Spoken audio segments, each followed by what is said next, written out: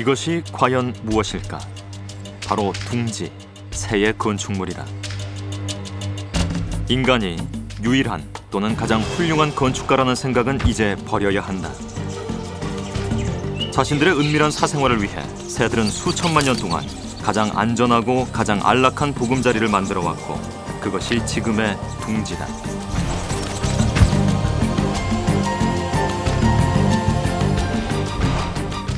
수천 번의 비행 끝에야 비로소 완성되는 새들의 둥지.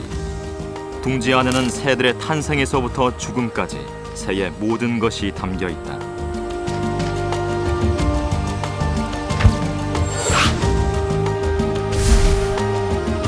새의 경이로운 건축물 둥지에는 과연 어떤 건축공학적 비밀이 숨겨져 있을까?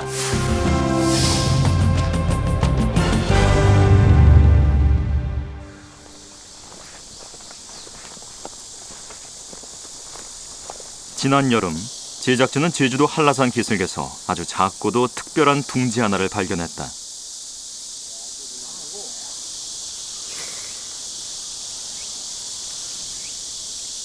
그다음에 이끼를 갖다 붙이죠. 크기가 작을 뿐더러 주변에 나뭇잎과 같은 보호색으로 잘 위장돼 있어 쉽게 발각되지 않는 둥지였다. 둥지의 크기는 약 7cm, 사람 손으로 한 주먹도 채 되지 않는 작은 크기다. 마치 나뭇가지의 일부인 양 보이는 둥지. 둥지를 찾기로 마음을 먹고 주변을 맴돌던 조류 촬영 작가조차도 몇 번을 지나쳤을 정도. 그렇다면 이 기막힌 둥지의 주인은 과연 누굴까? 둥지의 주인은 바로 삼광조다. 삼광조는 5월에서 7월 사이에 짝짓기를 한다. 머리부터 꼬리까지 40cm, 암컷보다 2배 큰 수컷이 가장 아름답고 매력적인 시기이기도 하다. 삼광조 부부가 낳는 알의 수는 3개에서 5개.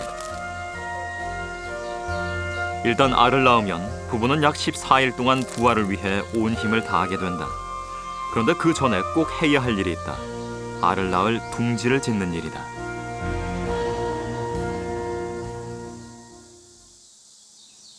그렇다면 삼광조는 둥지를 어떻게 지을까?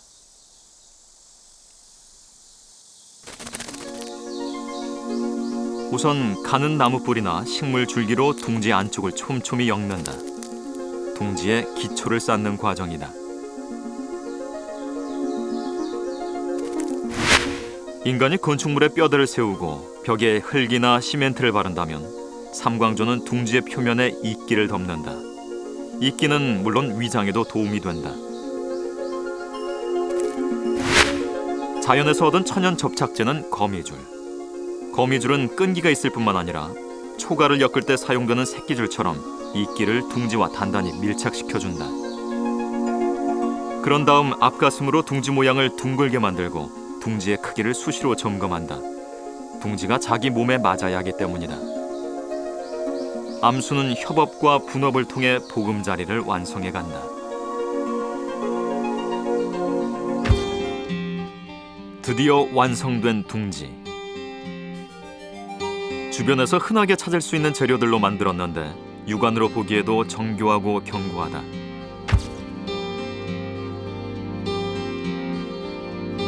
골격을 형성하는 나뭇가지의 짜임은 물론이고 위관을 덮은 이끼, 그것을 동여맨 거미줄까지. 설계도도 없이 지은 둥지지만 한 점의 정교한 예술품을 방불케 한다.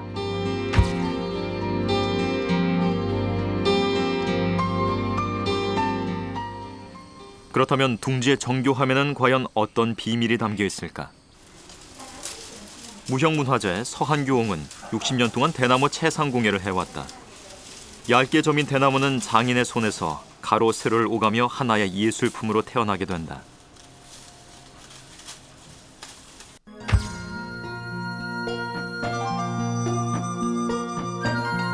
고운 짜임에 은은하면서도 화려한 빛깔을 넣은 채상공예는 과거 왕가와 사대부에서 큰 인기를 누렸다. 이 모든 작업은 정교함이 생명인데 제작진은 서한규 옹에게 둥지를 보여줬다. 사람이 똑같아 있어. 그런 규칙이 있어요. 나도 이 거기서 다 이거 하나 누르고 하나 뜨고 뭐냐면 이렇게 둘 누르고 셋도 누르고 내가 이거 이제 이 문양도 만드는데 이런 식이득이 이것도 다 새도 이렇게 규칙 있게 만들었어요. 가만히 보니까 그냥 덥덕글로 만든 것이 아니에요. 암피라도 만든 것이 아니라 기도로 만들었어요. 잘 만들었어요. 예. 동그랗게 이렇게 안 나오게 이렇게. 된단 말이죠. 영감식 대바구니 마무리 이런 식으로 해놨어요. 서한교옹에 따르면 삼광조 둥지 건축에 사용된 건축 기법은 역금짜기. 흔히 주변에서 볼 수 있는 대바구니에서 그 짜임의 형식과 구조를 가늠할 수 있다.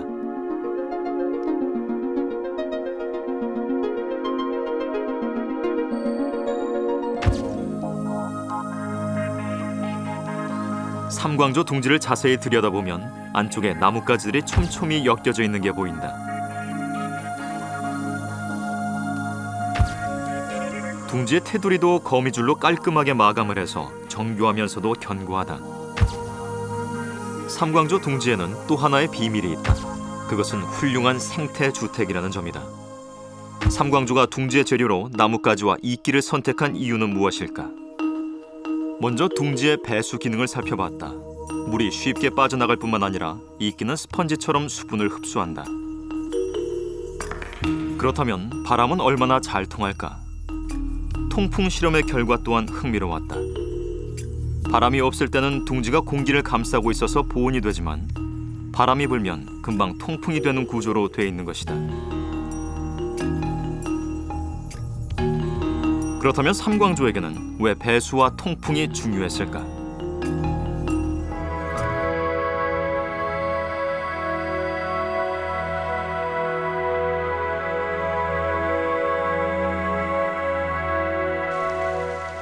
계곡에 비가 내리면 삼광조 어미는 새끼들을 위해 기꺼이 둥지에 지붕이 된다. 빗물과 한기가 스밀 틈 없이 꼭 들어맞는 어미의 몸.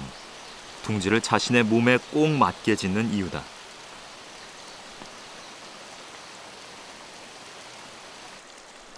생태주택 역시 드디어 힘을 발휘한다. 수분을 흡수하며 살아 숨쉬는 이끼.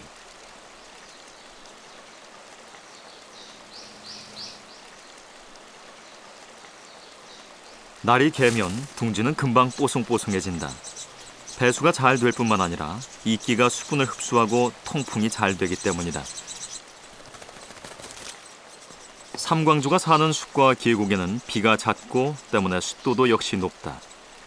배수와 통풍이 제대로 이루어지지 않는다면 삼광조의 알은 깨어나기 전에 썩어버린다. 깨어난다 하더라도 추위로 목숨을 잃고 말 것이다.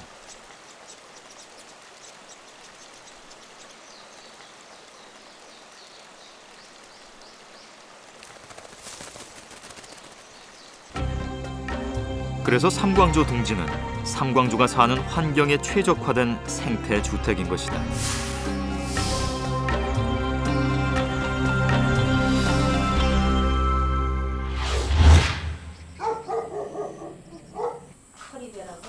옛부터 집은 안전과 튼튼함을 제일로 한다. 그럼 가장 안전하고 튼튼한 둥지는 어떤 것일까? 까치는 한겨울부터 나뭇가지 높은 곳에 둥지를 짓는다. 그런데 이 둥지가 새 둥지계의 초호화 빌라로 불린다. 과연 어떻게 지었기에 그렇게 불릴까? 항상 밑에서 올려다보기만 하던 까치 둥지. 제작진은 궁금증을 풀어보기로 했다. 웬만한 위험들을 일찌감치 차단해버릴 만큼 높은 곳에 입지한 까치의 빌라.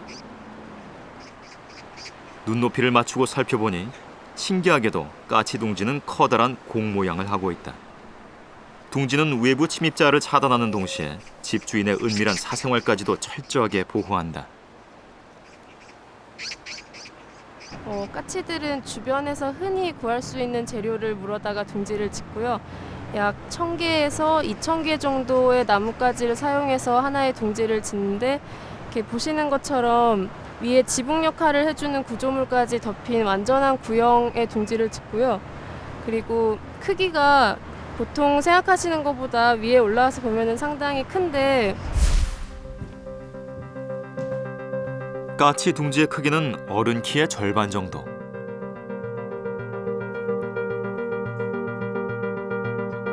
까치 둥지는 이중 구조로 돼 있다. 겉보기에 삐죽삐죽하고 무질서한 외부 둥지.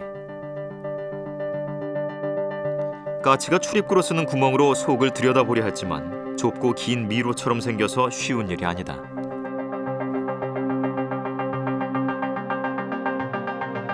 지난해 까치가 쓰던 둥지를 어렵게 구해 해체해보기로 했다.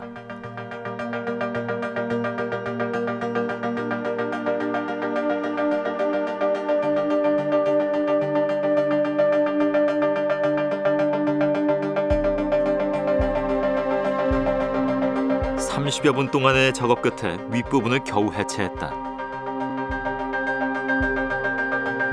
비밀에 쌓여있던 까치의 내부 둥지가 드디어 드러났다.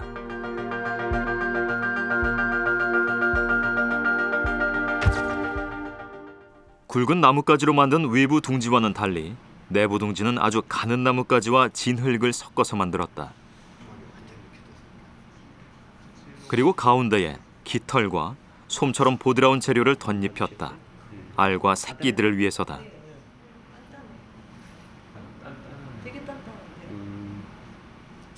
놀랍게도 까치는 둥지를 이중으로 설계하고 지은 것이다.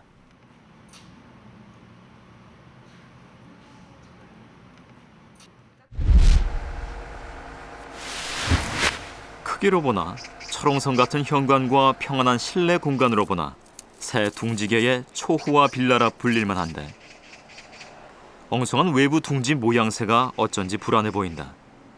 높은 나무 위에서 거센 바람이나 제대로 견뎌낼 수 있을까?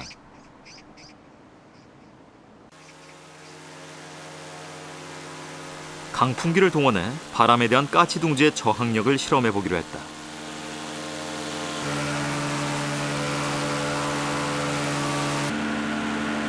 바람의 세기는 평소보다 조금 세게 사람이 앞으로 나아가기 어려울 정도로 설정했다. 둥지 내부에는 카메라를 설치했다.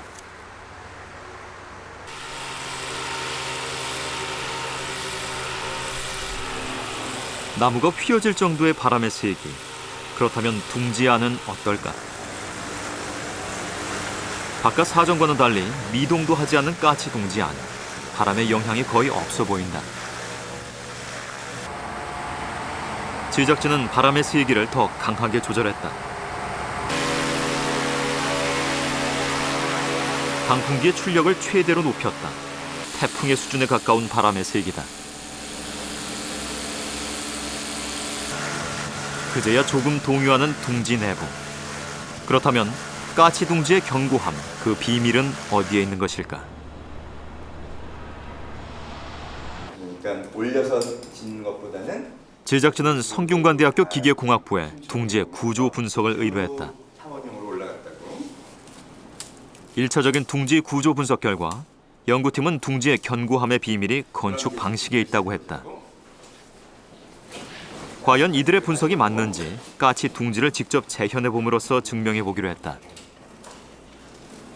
연구팀은 까치 둥지에 쓰인 재료들과 유사한 재료들을 이용하기로 했다. 과연 까치 둥지의 완벽한 재현은 가능할까?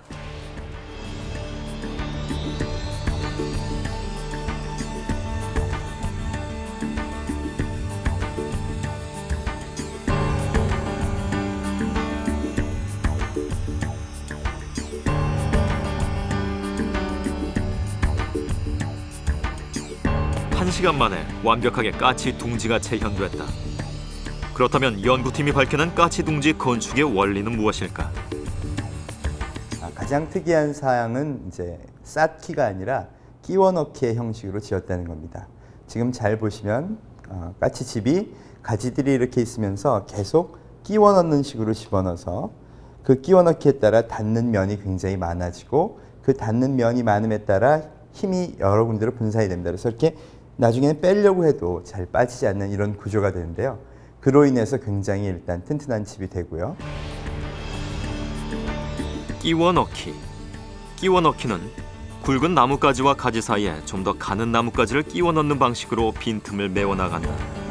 그러면 나뭇가지에 서로 닿는 면적이 늘어나고 마찰력이 커져서 끼워 넣은 것은 다시 빼내려 해도 쉽게 빠지지 않는다.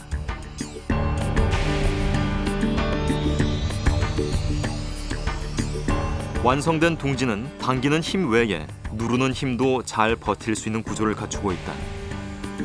이것을 쐐기 효과라 부르는데 굵은 나뭇가지 사이사이에 있는 가는 나뭇가지가 쐐기의 역할을 함으로써 외부에서 압력이 가해지면 빈틈이 메워지면서 결집력은 더 강해진다.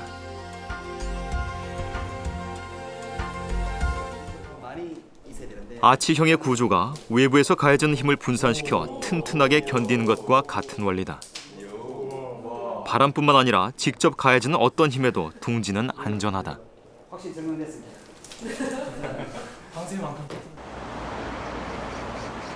흔히 머리가 삐쭉삐쭉 뻗친 모양을 두고 까치가 머리에 집을 지었다라고 한다. 그런데 그런 까치 둥지의 겉모습 뒤에는 사실 이런 과학적인 건축 원리가 숨어 있다.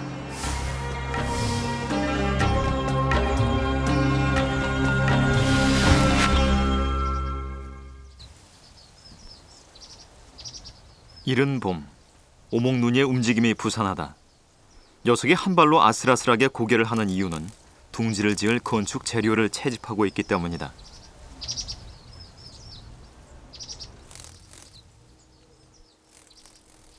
오목눈이는 나무 사이의 이끼와 나무 껍질 등을 이용해 둥지를 짓는다. 거미줄은 둥지의 모양을 일정하게 유지하는 데 사용한다.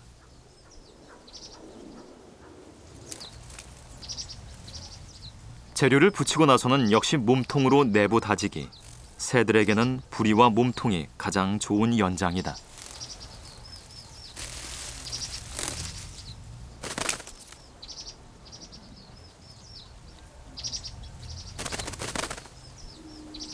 포근한 둥지 내부를 위해서는 깃털을 준비한다. 오목눈이 역시 알 낳을 자리를 준비해야 하기 때문이다. 원래 한 자리에 있기보다 나무에서 나무로 끊임없이 이동하기를 좋아하는 오목눈이는 둥지를 지을 때도 쉬지 않고 일한다. 오목눈이는 보금자리에 보통 알을 10개쯤 낳고 13일에서 15일이면 알에서 새끼가 깨어난다. 새끼가 깨어나면 어미는 다시 바빠진다. 금쪽 같은 새끼를 지키기 위해 새들은 가장 안전한 곳에 둥지를 짓는다. 새마다 둥지를 짓는 장소는 다양하다.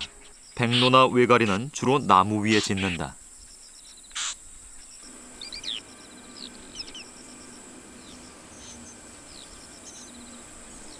종다리나 개개비 사촌과 같은 새들은 넓은 들판이나 풀숲에 둥지를 짓기도 하고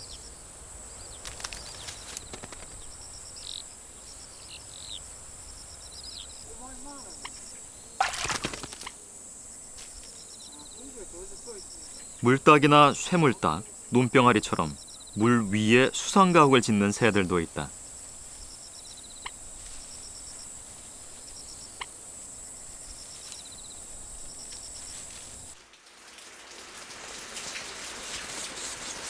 제비처럼 벽을 선호하는 경우도 있는데 둥지의 가장 큰 임무는 역시 알을 낳고 새끼를 키우는 일이다.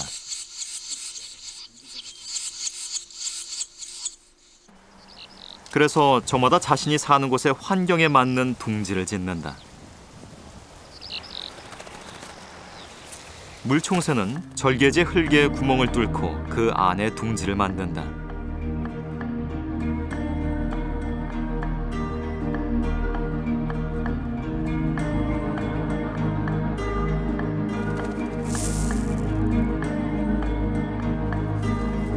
알을 낳을 자리는 물고기 뼈를 토해내 밑에 깐다.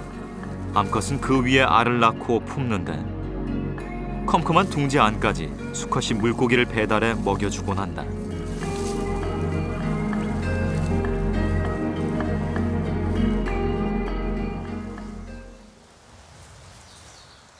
둥지는 안전이 생명이지만 야생의 세계에서 100% 위험을 차단할 수는 없다.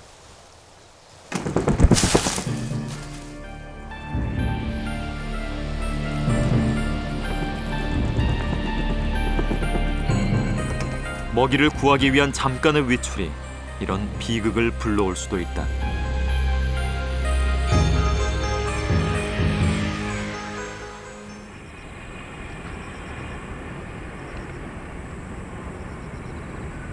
둥지 중에는 허허실실, 허술하게 짝이 없어 보이지만 실은 매우 합리적인 곳에 짓는 둥지들도 있다. 모래나 자갈에 둥지를 만드는 꼬마 물대새. 자갈과 모래 속에서 알이 눈에 잘 띄지 않아 일단 위장술에서는 성공. 하지만 앞서 본 둥지들과 비교해 볼 때 건축이랄 것도 없어 보이는 초라한 둥지다. 하지만 모성은 어느새 못지않다. 알을 품는 듯한 녀석의 행동. 하지만 그곳엔 둥지가 없다. 이것이 꼬마 물대새의 의태 행동.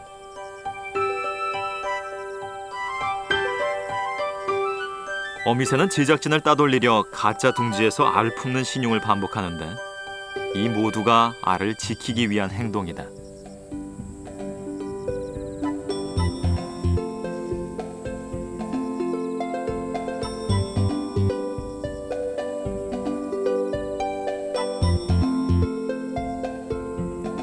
하지만 이런 당돌한 시도도 30분을 넘기지는 못한다. 결국 둥지로 돌아가는 꼬마 물대새의 어미. 알을 품기 위해서 어쩔 수 없이 돌아온 듯하다. 이후로 한동안 둥지를 떠나지 않는 어미새. 어미는 알을 부화시키기 위해 어떤 노력들을 하고 있을까?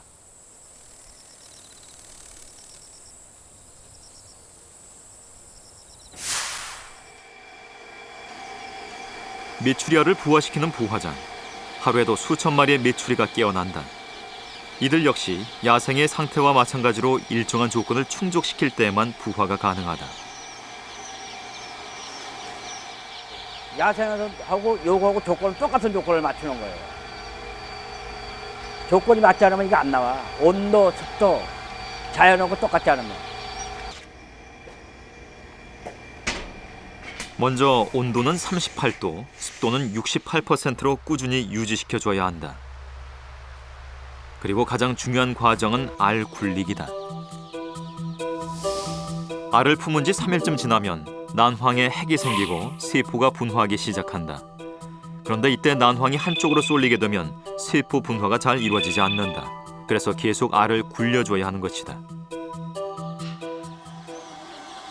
알이 상하거나 기형이 태어나는 일이 없이 건강한 새끼를 부화시키기 위해서는 어미새의 따뜻한 체온과 부지런한 발동작이 꾸준히 필요한 것이다.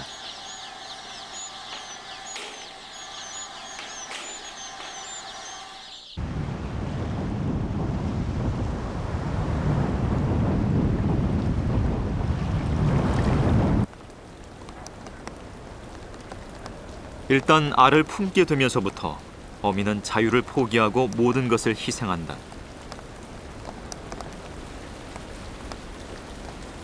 비가 내리면 어미는 바짝 긴장한다. 알이 비에 젖을까 혹은 온기가 식을까 부산스럽게 움직인다.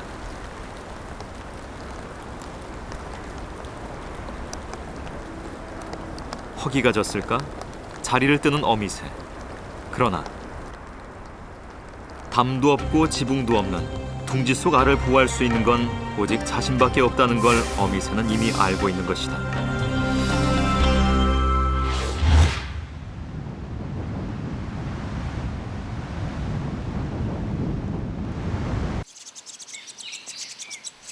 보름 만에 알에서 깨어난 삼광조 새끼. 어미는 바빠졌다. 이제껏 꼼짝 못하고 붙들려 있던 둥지에는 엉덩이 붙일 짬도 없다. 먹이를 보채는 새끼들 입에 일일이 먹이도 넣어줘야 하고 수시로 배설물을 내놓는 녀석들의 엉덩이도 닦아줘야 한다. 잠깐 방심하면 이런 실수도 생긴다.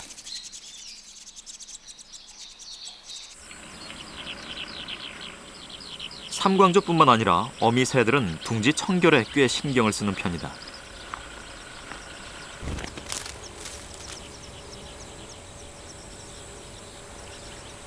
대체로 어미들은 새끼들의 배설물을 물어다 버린다.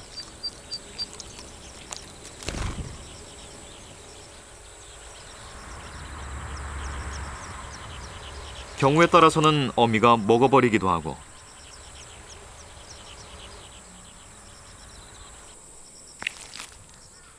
또 새끼들이 조금 성장하면 자연스레 어미 손을 거치지 않고 혼자 해결하는 기특한 모습을 보여주기도 한다.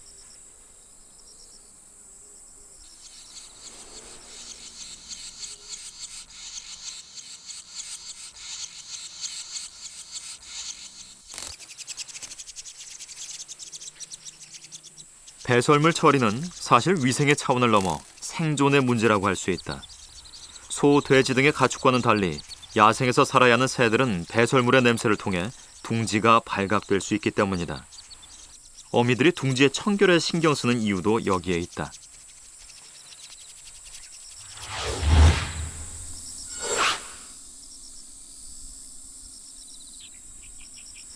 물 위에 둥지를 짓는 물닭. 물닭의 둥지는 일종의 수상가옥이다. 물닭은 줄이나 부들 같은 식물의 줄기를 엮어서 둥지를 만드는데 안쪽은 잎을 주로 사용하고 바깥쪽은 줄기를 사용해 튼튼하게 짓는다. 물닭의 둥지는 물결에 따라 뗏목처럼 이리저리 흔들릴 뿐 물에 잠기지는 않는다. 그 이유가 무엇인지 둥지 재료를 살펴봤다. 둥지의 주 재료인 줄의 단면.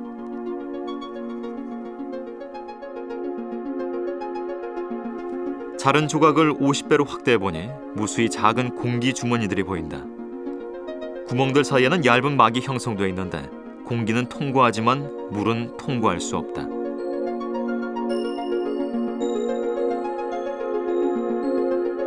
덕분에 줄로 만든 둥지는 배나 뗏목처럼 물에 잘 뜨는 것이다.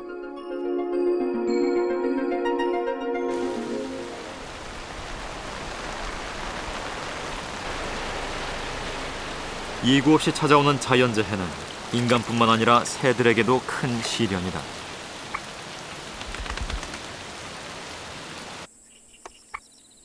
홍수 뒤에 다시 찾은 늪. 집을 수리하고 있는 물닭 부부가 보인다. 물닭의 둥지는 물에 뜨기 때문에 큰 피해는 없었던 모양이다. 부서진 곳을 열심히 보수하는 물닭 부부. 곧 깨어날 알을 위해서다.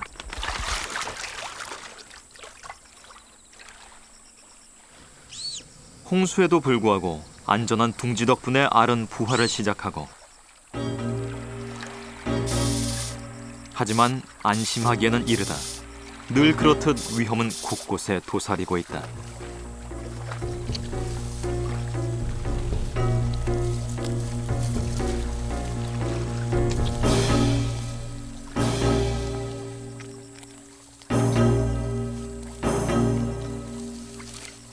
물닭의 알로 맛있게 점심을 해결한 물뱀. 지금은 사라지지만 언제고 다시 올 것이다.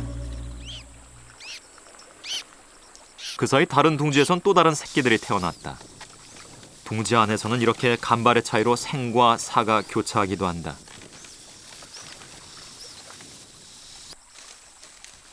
그런데 알에서 깨자마자 움직이는 녀석들은 온몸이 털로 덮인 털북숭이다.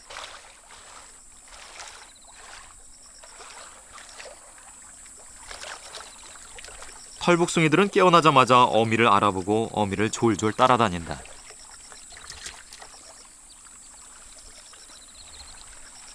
그리고 가장 먼저 배우는 것은 역시 수영이다. 새끼들이 태어난 지 몇 시간 되지 않아서 물닭 가족은 이제 단체 수영을 즐기며 세일을 과시한다. 무리를 지어 생활함으로써 적들의 공격에 대비하는 것이다.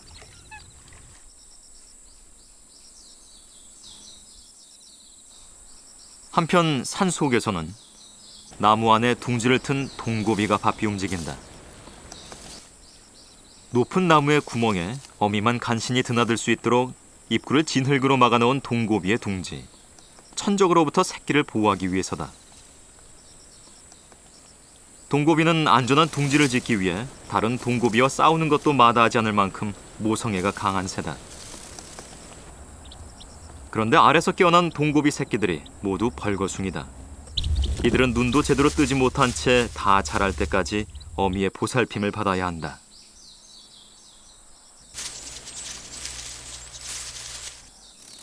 먹이 먹이기와 배설물 치우기, 새끼들의 뒤치다꺼리에는 암수 구분이 없다.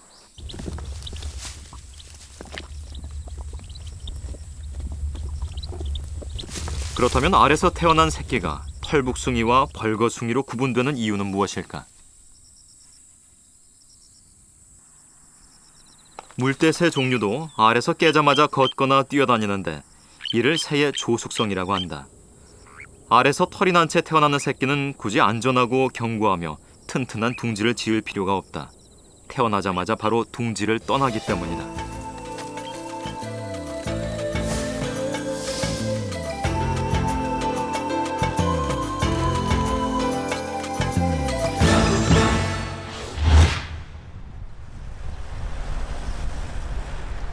주택가에 집을 짓는 귀제비도 특색 있는 건축가 중 하나다.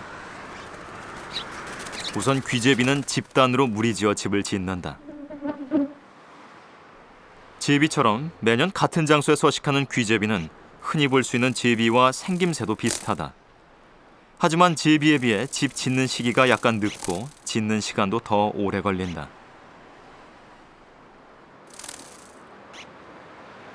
둥지의 형태도 특이하게 터널형의 건축 기법을 사용한다.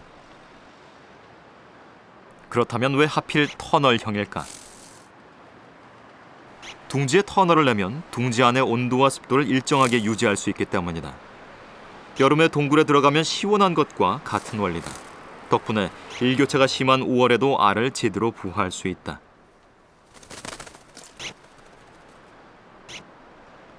하지만 터널형 집 짓기가 결코 만만한 작업은 아니다. 귀제비는 집 한 채를 완성하기 위해서 2200번의 비행을 감행한다.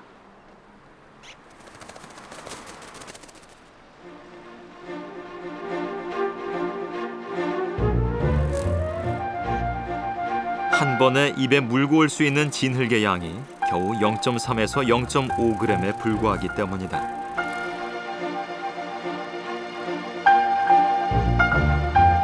귀제비는 묽은 흙을 입안에서 잘 이겨 붙인 후 집의 안쪽 면을 날개로 쓰다듬어 고른다. 마치 미장공이 흙손으로 벽면을 고르는 것처럼 귀제비 역시 정성스레 작업을 한다.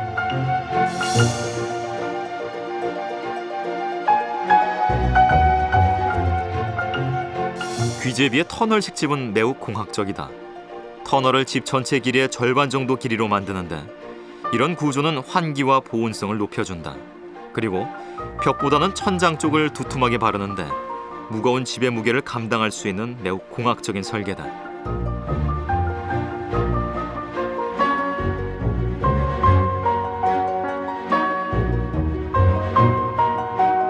이곳이 바로 공학적인 설계로 지어진 귀제비의 안락한 보금자리.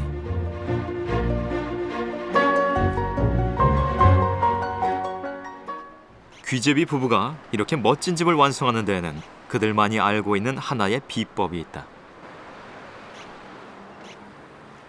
제비집은 흙에 짚을 섞어 접착력을 높이지만 귀제비는 흙에 모래를 섞어 접착력을 높인다는 것이다. 둥지의 바깥쪽은 오돌토돌하게 안쪽은 매끈하게 흙을 바르면 양쪽을 모두 매끈하게 하는 것보다 균열이 덜 생긴다. 게다가 들어가는 입구가 아주 작아 천적으로부터 안전하다. 새끼에게는 그야말로 안전한 요새인 셈이다.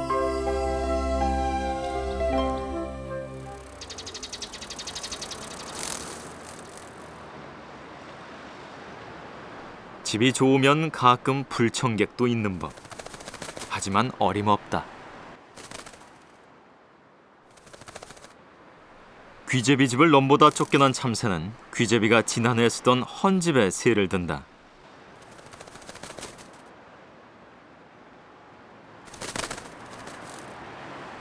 졸지에 귀제비의 이웃이 된 참새는 이 집이 몇천 번의 비행과 미장으로 완성된 위대한 건축물이라는 걸 알고는 있을까?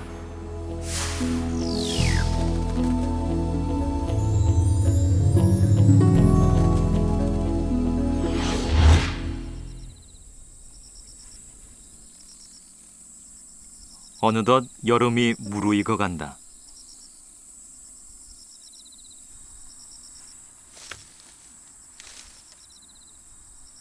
풀숲에서 제 둥지를 들키지 않으려 바로 앞 둥지를 돌고 돌아 들어가는 새.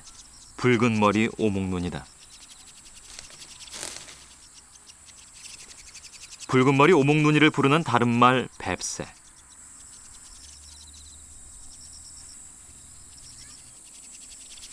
뱁새의 새끼들도 이젠 많이 자라 주머니 모양의 둥지가 비좁다.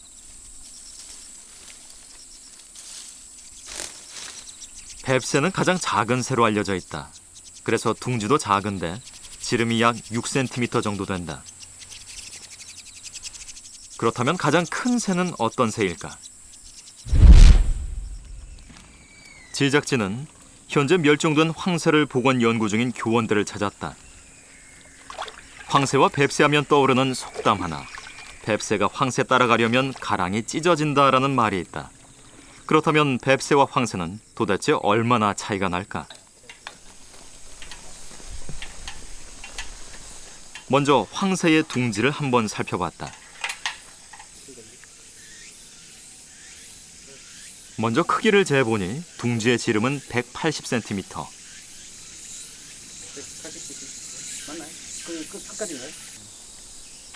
내부 둥지 지름만 해도 80cm에 이른다.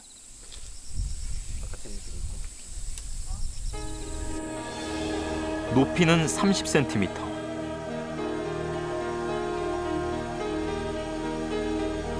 황새의 무게 또한 대단한지라 역시 튼튼하게 잘 지어졌다. 사람이 앉아도 끄떡없을 정도다.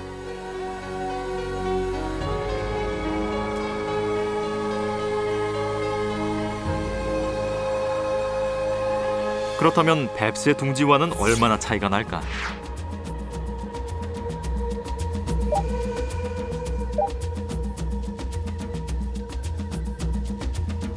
황새 둥지는 뱁새 둥지의 약 200배.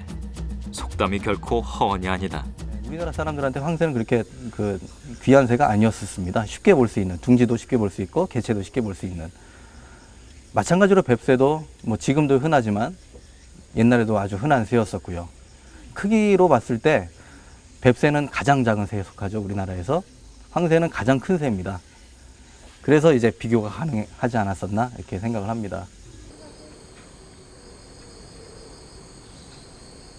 속담에 대한 또 한 가지 궁금증.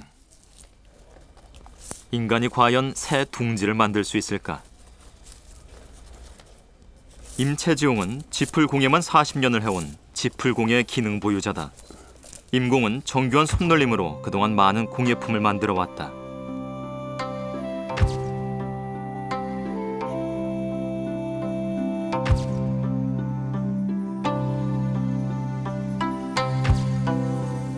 그에게 삼광조 둥지의 재현을 부탁했더니 둥지의 정교함에 대해 먼저 감탄한다.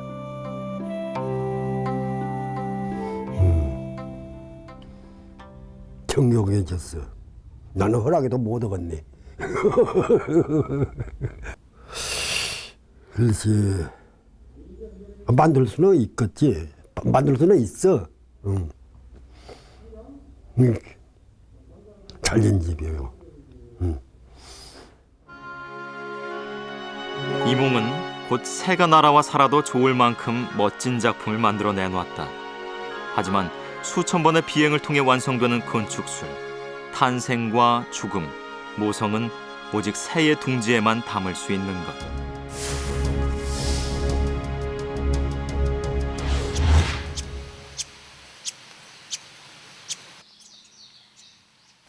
삼광조 새끼들이 둥지를 떠날 준비를 한다. 어미는 새끼들에게 비행 연습을 시킨다. 이것이 어미에게 남겨진 마지막 임무다.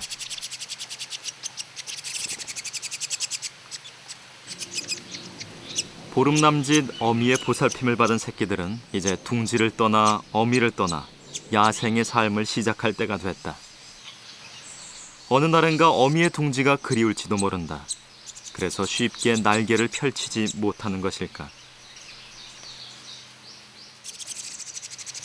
어미는 마지막 순간까지 최선을 다한다.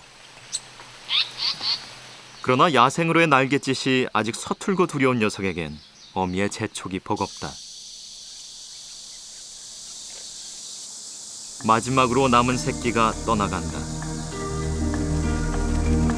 부화에서 이소하기까지 한 달여의 긴 여정이 이것으로 끝이다. 이제 둥지도 역할을 다했다.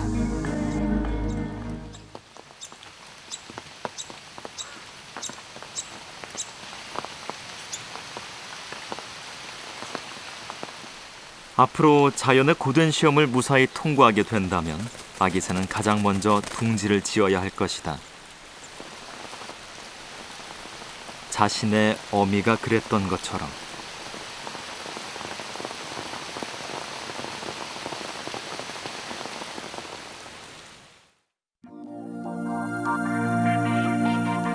둥지의 재발견.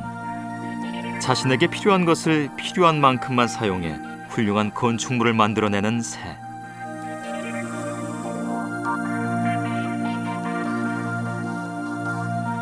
대부분의 둥지는 일회용이다. 하지만 새들은 그들이 가진 경이로운 건축술을 둥지에 모두 담는다.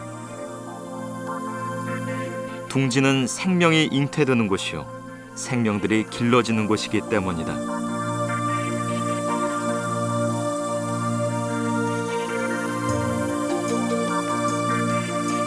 은밀한 사생활의 공간이자 생애 최고의 건축물.